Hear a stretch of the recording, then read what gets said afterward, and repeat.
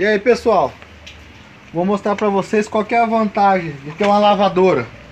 Vou te mostrar mais uma vantagem de ter uma lavadora.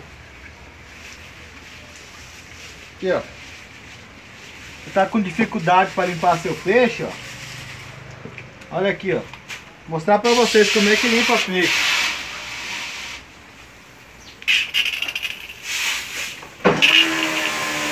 Ó, veja só. Ó.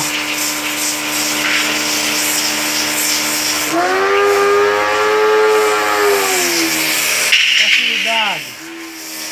Sem sofrer, ó. Só na tranquilidade.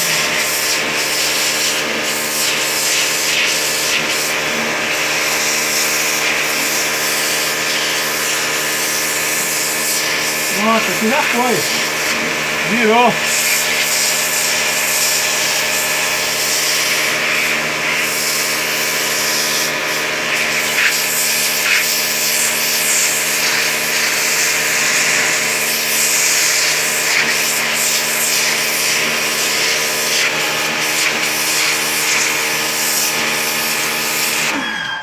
Entendeu?